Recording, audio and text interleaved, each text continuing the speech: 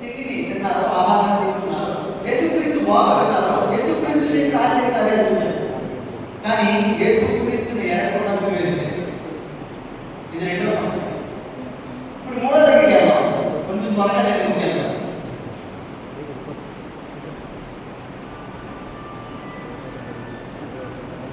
అపోస్తలుల కార్యాల్లో 19వ అధ్యాయం 1-7 చూస్తే అక్కడ ఉండి నేను చదువుతాను ఒకసారి.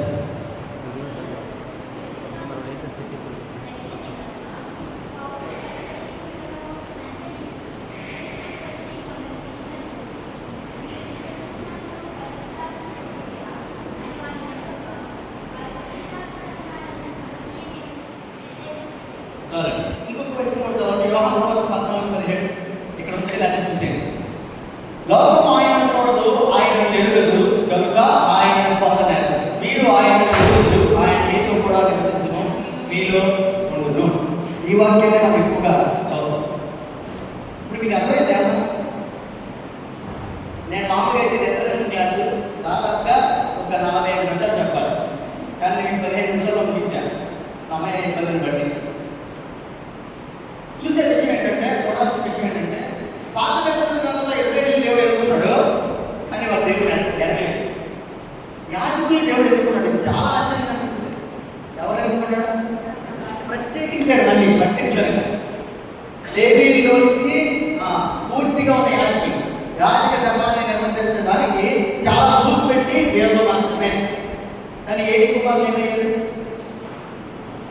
దేవుడిని అడిగిన వాళ్ళు ఏం చేశారు తెలుసా? ప్రత్యక్ష గుడారానికి వచ్చిన మాంసాన్ని వాళ్ళు తిన్నారు, దాని మీదే పెట్టారు. ప్రత్యక్ష గుడారానికి వచ్చిన అమ్మాయితో తప్పుగా బిహేవ్ చేశారు. అక్కడికి వచ్చిన కానుకల్ని తప్పుగా ఉపయోగించారు. మీకు చివరి వరకు నా వాయిస్ అనిపిస్తుందా? పోలేదు అంటే అది కొంచెం ఇబ్బందికరంగా ఉంది, అందుకని ఇలా చేసేది. మీకు చాలాసార్లు అనిపిస్తుంది కదా, మీరు ఎక్కువగా ఉపయోగించే ప్రశ్న కూడా ఇదే. అదేంటండి, పాస్టర్ గారు కదండి అలా చేశారేంటి, మాస్టర్ గారు పిల్లలు కదండి ఇలా చేశారేంటి, వాళ్ళు ఎలా ఉంటే నేను ఎలా ఉంటే ఉందండి. మీ మైండ్లో ఎప్పుడైనా ఉన్నాయి ఈ ప్రశ్నలు? వాళ్ళు దేవుడిని ఎరగలేదు, వాళ్ళు అలా చేసి ఉండొచ్చు. వాళ్ళకి దేవుడు తెలుసా? తెలుసు. యేసుక్రీస్తు వారు తెలుసు. యెహోవా తెలుసా? యెహోవా తెలుసు. కానీ తెలుసు కాబట్టి కరెక్ట్గా ఉండడం లేదు. దేవుణ్ణి ఆయన ఏమనుకుంటున్నాడో మనకు అర్థమైతే, ఆయన ఎలాంటి వారో మనకు అర్థమైతే, మనం ఎలా ఉండాలో మనకు అర్థం. మనం మనుషుల్ని చూస్తాం, కానీ దేవుడిని మాత్రం అర్థం చేస్తాం. బైబిల్ మొదటి నుంచి చివరి వరకు చూస్తే దాదాపుగా చాలామంది అలాగే ఉన్నారు. వాళ్ళ వైపు చూడాల్సిన అవసరం లేదు. మనం చూడాల్సింది ఎవరి వైపు అంటే, దేవుడి ఆలోచన ఏంటి, దేవుడి తలంపు ఎలాంటిది, దేవుడు నీ జీవితానికి ఇచ్చిన ప్రాముఖ్యత ఏంటి, ఇది మనకు అర్థం కావాలని దేవుడు ఆశపడు. యేసుక్రీస్తు హిందువులకు తెలీదా? మాట చెప్పండి. హిందువులకి తెలుసు, చర్చిలో ఉన్న వాళ్ళకి తెలుసు. కానీ ఎవరు ఎరిగిన వారు అవుతారో తెలుసా? ఆయన అనుకున్నట్టుగా నడుద్దాం అనుకున్న వాళ్ళు మాత్రమే, ఆయన మాటకి విధేయత చూపించిన వాళ్ళు మాత్రమే. ఎలా సాధ్యం అవుతుంది ఇది? ఆయన అసలు ఏంటి? ఇప్పుడు మనం వాటి భాగంలోకి మనం చాలా కన్ఫ్యూజన్లో ఉన్నాం. ఫైనల్గా ఇప్పుడు మన దగ్గరికి వస్తే ఇది ప్రశ్న. మనందరికీ యేసుక్రీస్తు తెలుసు, యెహోవా తెలుసు, ఫైన్. పరిశుద్ధాత్మలతో మనకి నిజమైన సహవాసం ఉందా? మనకు ఉన్నాయంటే తెలుసా? మన చేతిలో బైబిల్ ఉంది. ఏంటంటే ఇశ్రాయేలు చేతిలో బైబిల్ లేదు. ఎందుకంటే వాళ్ళు చదవాలి అంటే ప్రత్యక్ష గుడారానికి వెళ్ళాలి, లేకపోతే సున్నాగోగుకు వెళ్ళాలి, సమాజ మందిరాలు. ఈ రెండింటి దగ్గరే ఎప్పుడు కూడా ఇంత ఈ విధంగా ఉండేది కాదు. కేవలం లేవి మాత్రమే చదివేవాడు, మిగిలిన వాళ్ళు కూర్చొని తినేవాడు. కానీ మనకి మన చేతిలో దేవుడి మాట అయిన బైబిల్ ఉంది. రెండోది ఏముంది? సంఘం ఉంది, సేవ ఉంది, పాటలు ఉన్నాయి, సోషల్ మీడియా సందేశాలు ఉన్నాయి. ప్రతిరోజు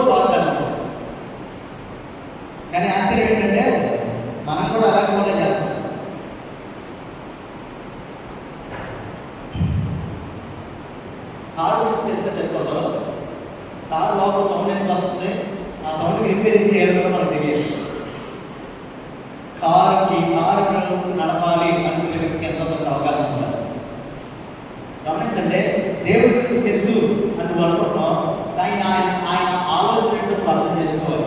ఆయన పేరు తెలిస్తే సరిపోదు, ఆయన పాటలు పాడే విధానం తెలిస్తే సరిపోదు, ఆయన ప్రార్థించే విధానం తెలిస్తే సరిపోదు, వాక్యమైన విధానం తెలిస్తే సరిపోదు. ఆయన ఏమై ఉన్నారో, ఆయన ఇప్పుడు ఏం చేయాలనుకుంటున్నారో, ఏ విధంగా ఆయన ప్రణాళికలు నెరవేర్చుకున్నారనుకుంటున్నారో మనకు తెలియదు. తెలియకపోవడానికి కారణం ఏంటంటే ఇది దేవుడిని ఏర్పడ ఉండడానికి ప్రధానమైన కారణాలు మొదటి ఏంటంటే పాపం. మన పాపం మనల్ని దేనికి దూరం చేస్తుందంటే ఒకే ఒకటి, దేవుడి సన్నిధికి దూరం చేస్తుంది. నువ్వు ఎప్పుడైతే పాపంలో ఉన్నావో నీకు ఆటోమేటిక్గా ప్రార్థన చేయాలనిపించదు, వాక్యం వినాలనిపించదు, వాక్యం చదవాలనిపించదు, వాక్యం మీద దృష్టి పెట్టాలనిపించదు. ఇది మీరు అనుకునేటట్టుగా వ్యభిచారం ఒక పెద్ద పాపం, లేకపోతే దొంగతనం ఒక పెద్ద పాపం, అలా పెద్ద పాపాలు చిన్న పాపాలు కింద డివైడ్ చేసేది అలా ఏం చేయదు. ఉన్న ఒకే ఒక పాపం ఏంటంటే దేవుడు తెలిసి నువ్వు దేవుడి యొక్క వాక్యంతో గడపకపోవడం, దేవుడికి ప్రార్థన సమయం ఇవ్వకపోవడం, దేవుని ఆలోచనలో దేవుడికి విధేయత లేకపోవడం పాపం. నీకు అంతకన్నా వేరే తెలియదు. అది మొదటిది, అది దేవుడు నేర్చుకోవడం. రెండోది ఏంటంటే దేవుడి వాక్యాన్ని తిరస్కరించడం లేకపోతే విసర్జించడం. మూడోది సాంప్రదాయంగా సేవ చేయడం లేకపోతే సాంప్రదాయంగా చట్టాన్ని కడగడం. మనలో చాలా మందికి ఈ సాంప్రదాయాలు ఉన్నాయి. తర్వాత ఏంటంటే నాకంతా తెలుసు అనే ఆలోచన, నాకు అన్నీ తెలుసు, ఎవరు నాకు నేర్పక్కర్లా, ఎవరు నాకు చెప్పక్కర్లా, వాళ్ళు చెప్తే నేను వినేదేంటి, ఈ ఆలోచన. ఫైనల్లీ పరిశుద్ధాత్మనికి స్థానం ఇవ్వకపోవడం.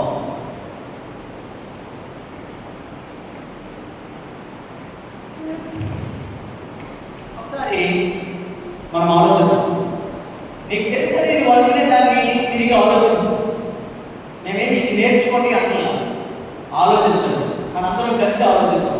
రెండోది ఏంటంటే నేను నేర్చుకున్నాను అనుకున్న దాన్ని తిరిగి ప్రతి దాన్ని తిరిగి నేర్చుకో. ఈ రెండు రోజులు మనం చేద్దాం. ఈరోజు మనం చూసేది ఏంటంటే పరిశుద్ధాత్మ శాస్త్రం. దాదాపుగా 1867లో రష్యాకి అమెరికాకి పడతాం, మీకు తెలుసు కదా. కానీ రష్యా అమెరికాకి అలాస్కా అనే ప్రాంతాన్ని అందిస్తుంది. అలాస్కా అనే ప్రాంతం దాదాపుగా 37 కోట్ల స్థలం, 37 ఎకరాల స్థలం, 37 కోట్ల ఎకరాల స్థలం. ఎన్ని ఎకరాలు? మామూలుగా మీ ఏరియాలో ఎక్కడ ఎంత ఉంది అవగాహన బట్టి, అంటే చిన్న ఇల్లు కట్టడానికి స్థలం కొనుక్కోవాలి, ఎంత ఉంటుంది? దాదాపుగా యావరేజ్ అంటే నాకు ఆ ఫీల్డ్ లో తెలుసుకొని చెప్తాను. ఇక్కడ ఈ లోకానికి వెళ్తే ఎకరం 30 లక్షల నుంచి 50 లక్షలు ఉంటుంది. ఓకే, మీకు ఇది కనిపిస్తుందా?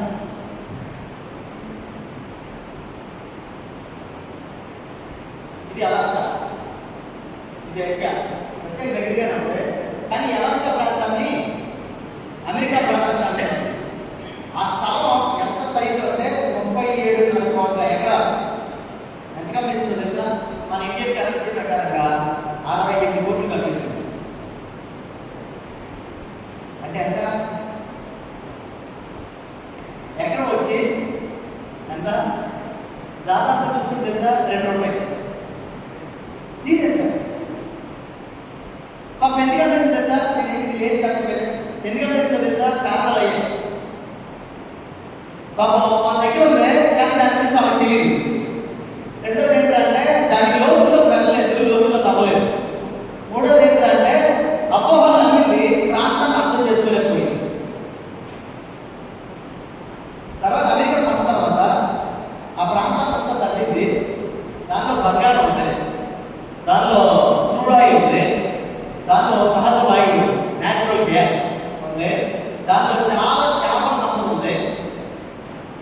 దాన్ని ఇప్పుడు దాదాపుగా దాని విలువ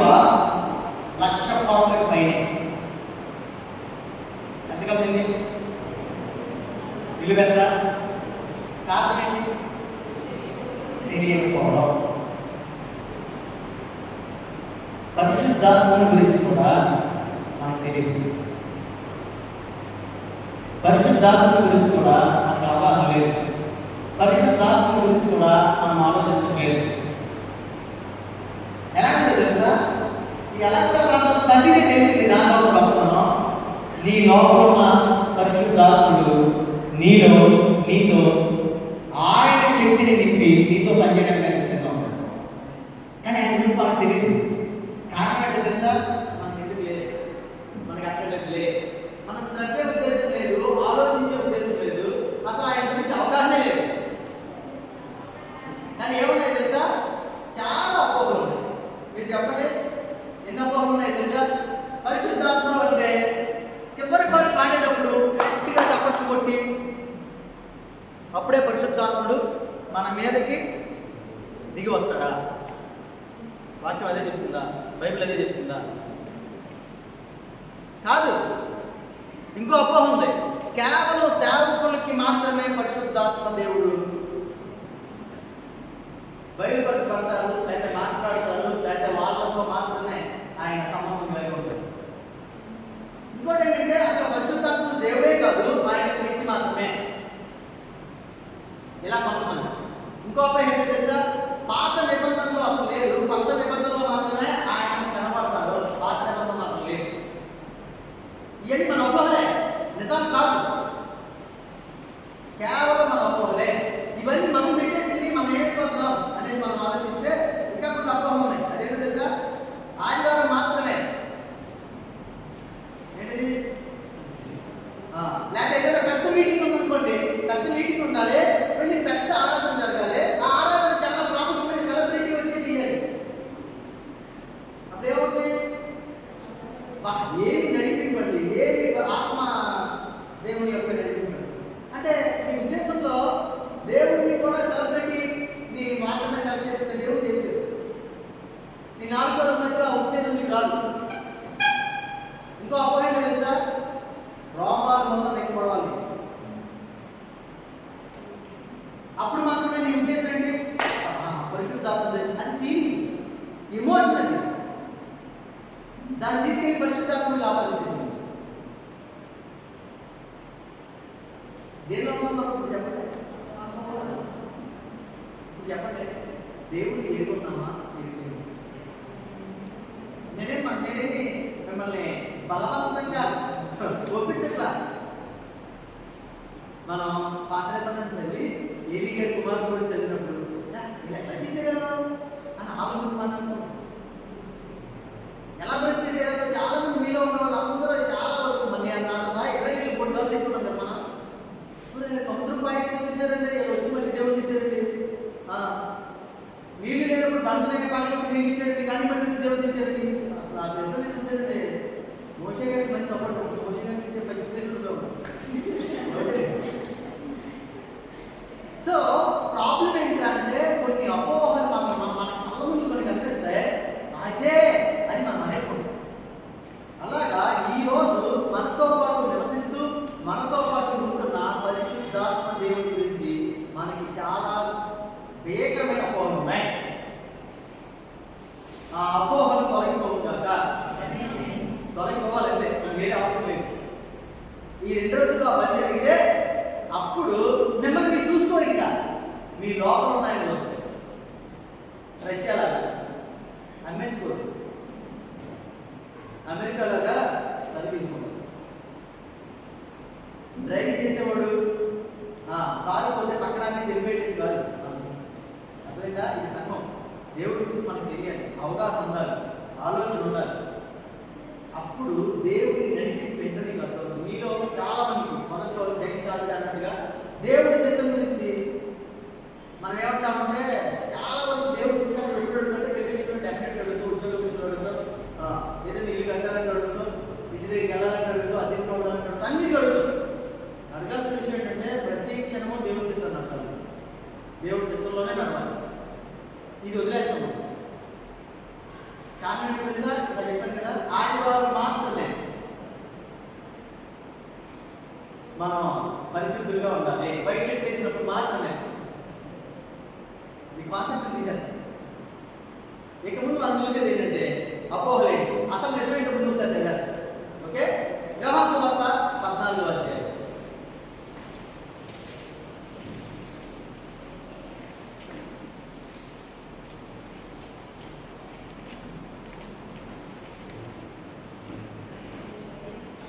పదహారు నుంచి చదవండి. 16, 17. నేను తండ్రిని వేడుకుంటును మీ యొక్క ఎల్లప్పుడూ నుండికై ఆయన వేరుగా ఆదరణకర్తను అనగా సత్యస్వరూపియుడు ఆత్మను మీకు అనుగ్రహించును. లోకము ఆయనను చూడదు, ఆయనను ఎరుగదు, కనుక ఆయనను పొందలేదు.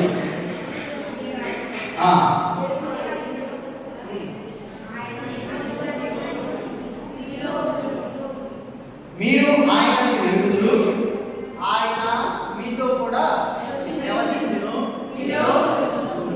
రెండు ఉన్నాయి ఇక్కడ. పరిశుద్ధాత్మ దేవుని గురించి ఎవరిచ్చిన వాగ్దానం ఇది? ఎవరిచ్చిన మాట? యేసుక్రీస్తు వారిచ్చిన మాట. నన్ను విశ్వసించి నన్ను నమ్మిన ప్రతి ఒక్కరికి కూడా నేను వెళ్తాను, వెళ్ళిన తరువాత ఆదరణకర్తను పంపిస్తాను. అంతే కదా ఆయన చెప్పింది. ఆయన వచ్చి ఏం చేస్తారు అంటే సర్వ సత్యంలోకి మనల్ని నడిపిస్తారు. ఈ తర్వాత మనం చూసేదంటే పరిశుద్ధాత్ముడు ఎవరు, ఇది ఫస్ట్. రెండోది ఆయన ఏం చేస్తారు, మూడోది ఆయన పని ఏంటి. ఈ మూడు విషయాలు మనం ధ్యానం చేస్తాం. దానిలో మొదటి భాగమే మనం ఈరోజు చదివింది. అదేంటి అంటే యేసుక్రీస్తు వాగ్దానం చేసేసారు ఏమంటే ఆయన మీతో కూడా నివసించును, మీలో ఉండదు. రెండు ఉన్నాయి. ఒకటే డైరెక్ట్గా మీలో ఉంటారో లేదు, మీతో కూడా మీలో మీకు అర్థం కావడానికి చెప్పారు. మీలో ఎంతమంది బాప్తిస్మం తీసుకుని వారు ఉన్నారు? తీసుకోని వారు.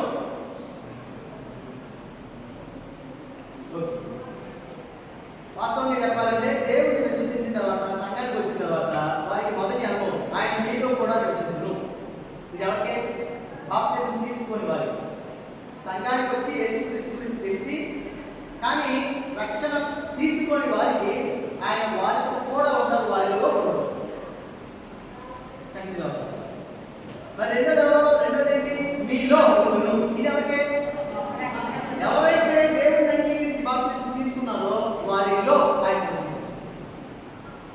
ఈ రెండింటికి డిఫరెన్స్ మనలో. మొట్టమొదటిగా పరిశుద్ధాత్ముడు ఎవరు?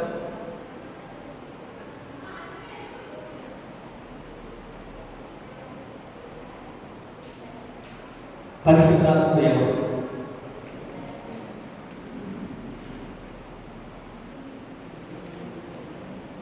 ఏంటి ఎందుకు అమ్మా? స్లైడ్ ఉంటే సరిపోయేది. మొదటి కదండి 3:17.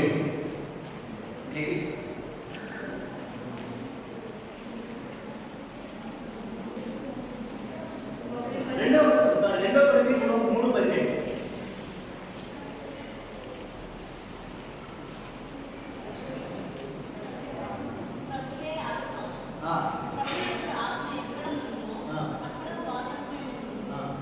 ప్రభువే ఆత్మ.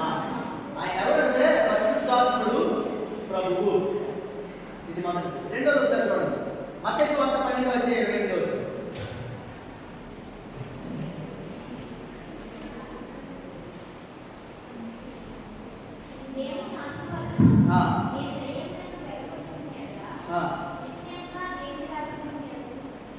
దేవుని ఆత్మ. ఆయన ఎవరు సార్? సర్వశక్తిమంతుడు. పరిశుద్ధాత్మ దేవుడు ఎవరు అంటే మొదటిగా ప్రభువు, రెండోది సర్వశక్తిమంతుడు. మీలో ఉన్న పరిశుద్ధాత్ముడు ఎవరు? సర్వశక్తిమంతుడు. మనం అది గుర్తించాం. అందుకనే మనం చీకటి వెళ్ళాలంటే భయపడతాం. అందుకనే ఎవరన్నా దెయ్యం గురించి ఏమన్నా రాత్రిపూట మాట్లాడితే భయపడతాం. అందుకనే మనం ఎవరికి ప్రార్థన చేయము. పైగా మనల్ని తెలుసా, మనం ప్రార్థన చేయకపోతే మాస్టర్ గారు వచ్చి ప్రార్థన చేయండి. ఇది పైగా మన ప్రార్థన కూడా వేరే వాళ్ళకి ఇస్తాం. బ్రదర్ నా గురించి ప్రార్థన చేయండి బ్రదర్. తప్పేం కాదు, నేను ఎప్పటికో అంటున్నా. నీలో ఉన్న దేవుడిని నువ్వు మర్చిపోయి ఆయన శక్తి నువ్వు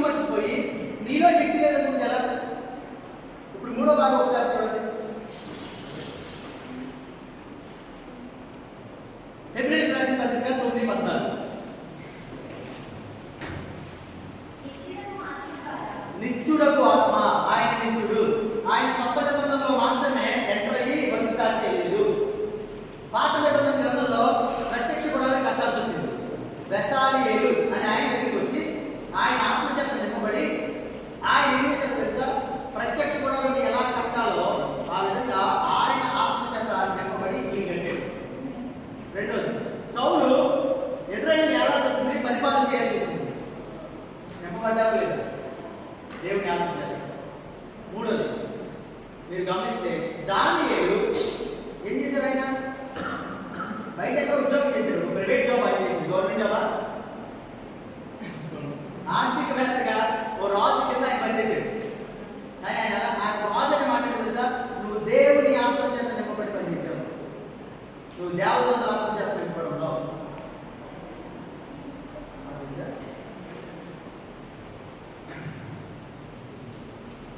సో పరిశుద్ధాత్ముడు ఎవరు అంటే సర్వశక్తిమంతుడు.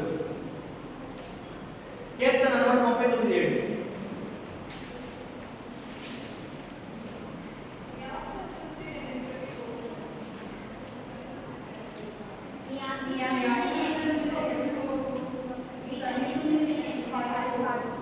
ఆయన సర్వవ్యాపి అయి ఉన్నారు. అంటే ఆయన దాటిని వెనక్కి వెళ్ళలేవు. ఎందుకు ఈ మాట చెప్తాను తెలుసా? మీరేమనుకుంటున్నారు? చర్చిలో మాత్రమే, అవునా?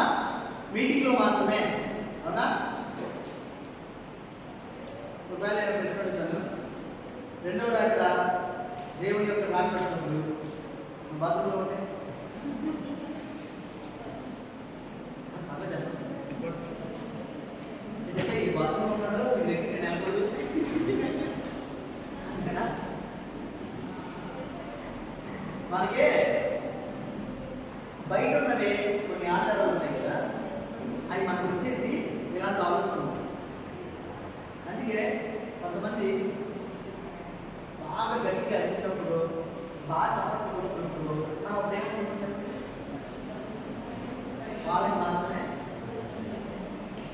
ఎందుకు ఎలా అనుకుంటున్నాం?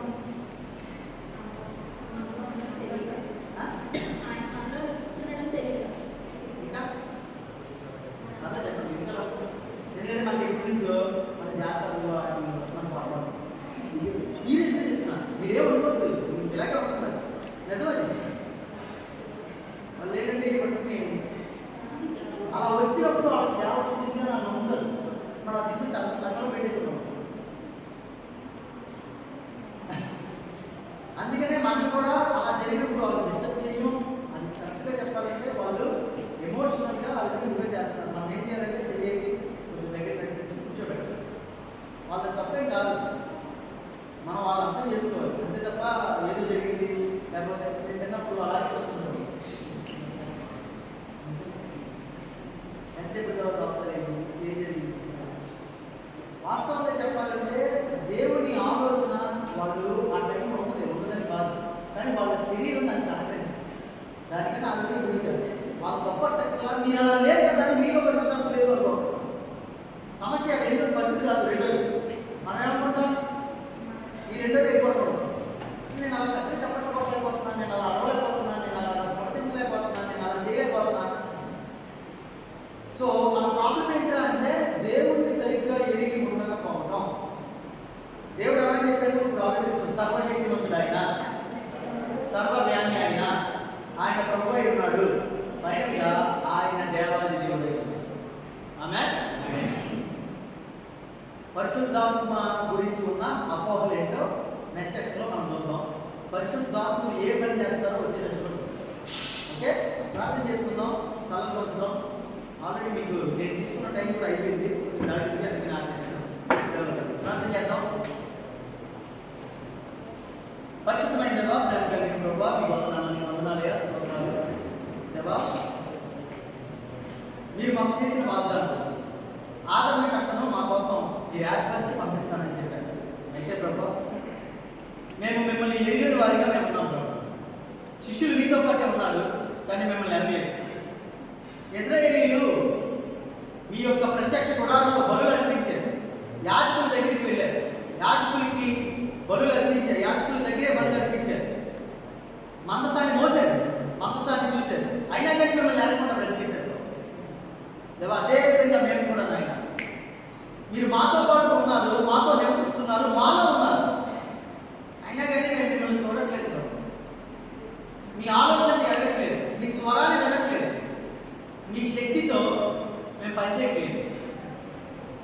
మా బలహీనతల వైపు, మా లోపాల వైపు, మా పాపాల వైపు, మాకున్న పరిస్థితుల వైపు చూస్తూ మీ శక్తిని అనుభవించలేని బ్రతుకులు మేము బ్రతికేస్తున్నాము. మాకున్న అపోహలన్నీ తొలగించండి. ఎన్నో అపోహల మధ్యలో మేము ఉన్నాం దేవా. అపోహలన్నీ తొలగిపోయి మీ ఆత్మ చేత మేమందరం నింపబడి మీ ప్రణాళికలో, మీ చిత్తంలో నడిపించబడే కృపని మాకు అనుగ్రహం చేసి మీరే తోడుంటారు. యేసుక్రీస్తు నామములో అడిగి వేడుకుంటున్నాం తండ్రి, ఆమేన్. మీకు ఒక బుక్ ఇవ్వబడుతుంది.